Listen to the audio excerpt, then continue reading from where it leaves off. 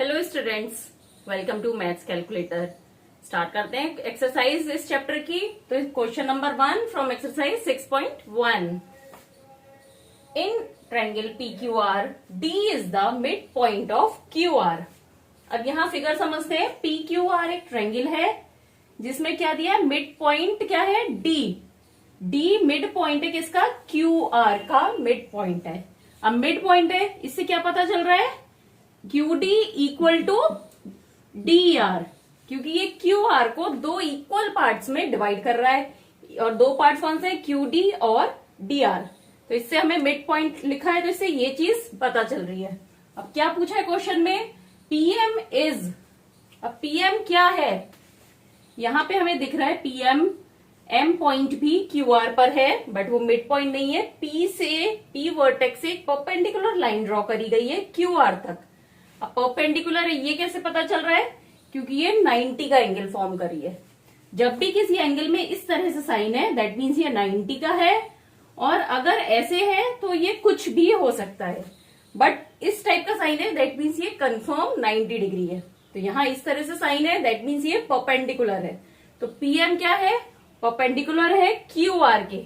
तो PM इस triangle का क्या हो गया, एल्टीट्यूड।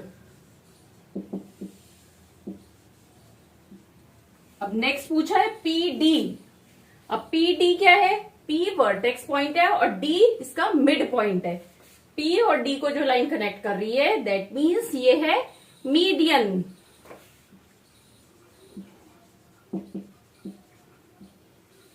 क्योंकि ये QR के मिड पॉइंट से इसके अपोजिट साइड वाले वर्टेक्स को कनेक्ट कर रही है लाइन। अब नेक्स्ट पूछा है, is QM equal to MR। QM और MR इक्वल होंगे।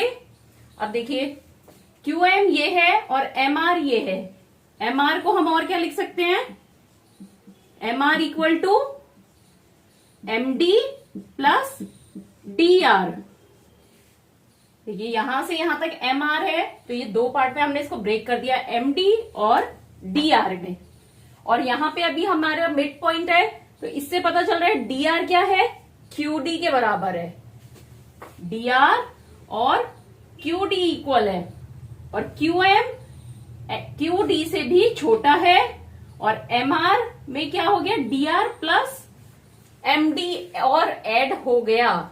मतलब MR जो है इसके मिड पॉइंट से हाफ लाइन से थोड़ी ज्यादा है, और QM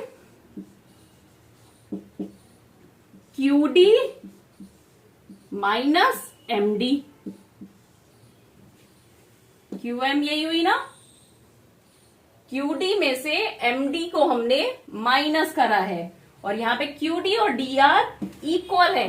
तो मतलब MR में तो हमने एक पर्टिकुलर पोर्शन MD ऐड करा है, और QM में से वो पोर्शन माइनस करा है।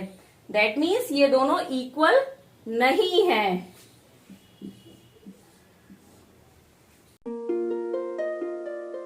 Draw rough sketches for the following. अब यहाँ कुछ कंडीशंस हमें गिवन है, उसके अकॉर्डिंग हमें अपना रफ स्केच बनाना है। क्या कंडीशन है, in triangle ABC BE is median. तो यहाँ एक हमने ट्रायंगल ड्रॉ कर लिया, ABC, ठीक है। अब पूछा है, दिया है हमें BE इज मीडियन। मीडियन है BE, मतलब B से स्टार्ट हो रहा है तो उसके अपोजिट साइड जाएगा वो, मतलब AC लाइन का जो मिड पॉइंट होगा, इसका सपोज ये है मिड पॉइंट E, यहां से हम एक लाइन ड्रॉ कर देंगे, तो ये BE क्या हो गया है, इस ट्रायंगल का मीडियन हो गया।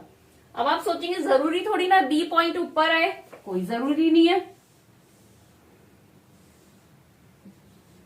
ABC, अब B हमें क्या करना है, BE मीडियन बनाना है, मतलब B से AC के मिड पॉइंट से यहाँ पे E पॉइंट आ गया ये, और इससे हमने ये कनेक्ट कर दिया, तो यहाँ भी BE मीडियन हो गया। तो जरूरी नहीं है कि B वर्टेक्स ऊपर ही हो, कहीं भी हो सकता है। Next part, in triangle PQR PQ and Q R altitude of the triangle.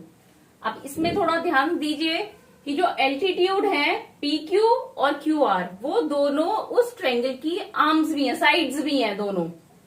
देखिए इसको ऐसे समझते हैं, पहले एक सिंपल ट्रायंगल ड्रॉ करिए आप, PQR। अब इसमें बोला है PQ और QR एल्टीट्यूड है, तो P से अगर हम एल्टीट्यूड ड्रॉ करेंगे तो क्या होगा, ये परपेंडिकुलर लाइन होगी। पर यहां पे ये इसका एल्टीट्यूड नहीं हो सकता इस ट्रायंगल का, क्योंकि क्या है, PQ है होना चाहिए एल्टीट्यूड, ये लाइन एल्टीट्यूड होनी चाहिए। और ये कब होगी, जब ये परपेंडिकुलर एंगल यहाँ परपेंडिकुलर होगी इसके, मतलब यहाँ 90 का एंगल फॉर्म करेगी, तभी तो PQ हमारा एल्टीट्यूड भी होगा साइड के साथ। मतलब अगर QR ये है QR, तो P कहां पर होगा, इसके बिल्कुल परपेंडिकुलर आना चाहिए P, तब हमारा ये ट्रायंगल फॉर्म हुआ। चलिए अब एक बार ऐसे बना के देखते हैं। एक ये 90 डिग्री का एंगल बनाया, राइट एंगल्ड ट्रायंगल, और इसमें अब बनाई हमने PQR। सबसे पहले हम PQ आर्म को देख रहे हैं, PQ साइड को।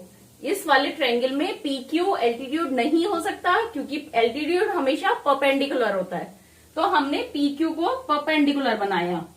तो अब देखिए इस ट्रायंगल में PQ परपेंडिकुलर हो गया, दैट मीन्स वो एल्टीट्यूड है। अब देखिए नेक्स्ट कंडीशन फुलफिल हो रही है क्या, QR भी एल्टीट्यूड है।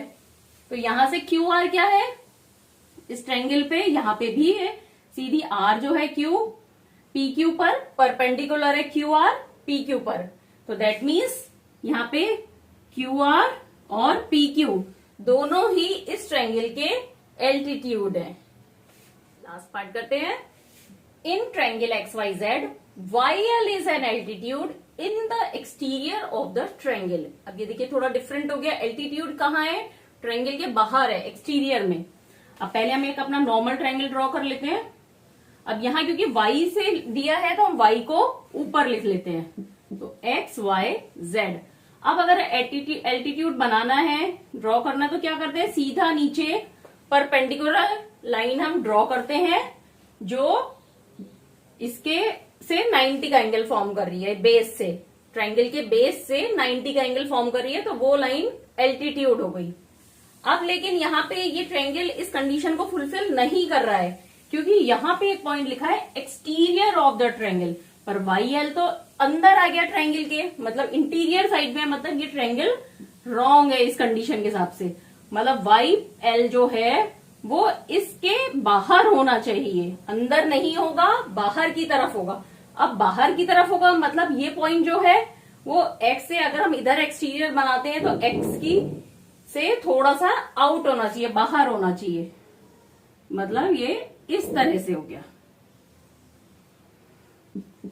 X Y Z।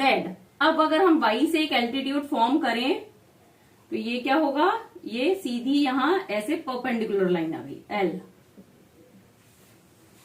तो ये हो गई YL हमारा इसका एल्टीट्यूड हो गया। एल्टीट्यूड मतलब हाइट, ट्रायंगल की हाइट कितनी है Y की, यहां से हम बेस जो है इसको थोड़ा सा आगे और एक्सटेंड कर लिया और इस पे परपेंडिकुलर लाइन ड्रॉ करी, तो YL हमारा एल्टीट्यूड हो गया इस ट्रायंगल का, जो कि कहाँ है, ट्रायंगल के अंदर नहीं है, एक्सटीरियर में है।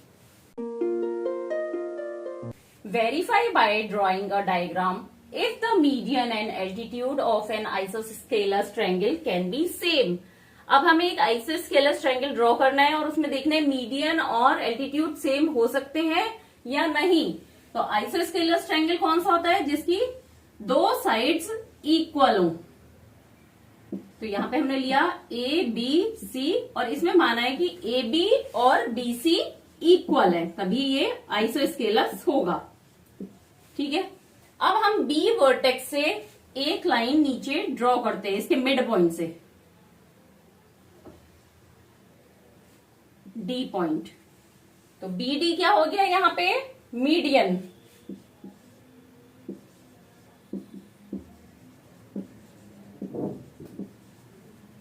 अब इसमें ये दोनों साइड्स इक्वल हैं, ये दोनों एंगल इक्वल हैं, और ये लाइन हमने देखा जो मिड पॉइंट से हमने कनेक्ट करी, ये यहाँ पे 90 डिग्री का एंगल फॉर्म कर रही है। आप अपनी बुक में, अपनी नोटबुक में ड्रॉ करेंगे तो आपको पता चलेगा ये 90 डिग्री का एंगल ड्रॉ कर रही है। तो यहाँ पे इसका एल्टीट्यूड क्या हो गया, BD।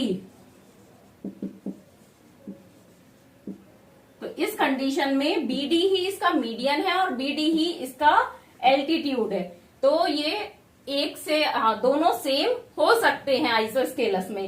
अब आपने देखिए यहाँ पे AB और BC दोनों इक्वल हैं और B वर्टेक्स से आपने इसको ड्रॉ करा है। अगर इसमें आपने, जैसे ये है, एक दूसरा ट्रायंगल ड्रॉ करते हैं आइसोस्केलस, इसमें भी AB और BC सेम है, लेकिन अगर आप यहाँ पे BC का मिड पॉइंट लेते हैं और A से उसे कनेक्ट करते हैं तो ये जरूरी नहीं है कि ये 90 का एंगल फॉर्म करे।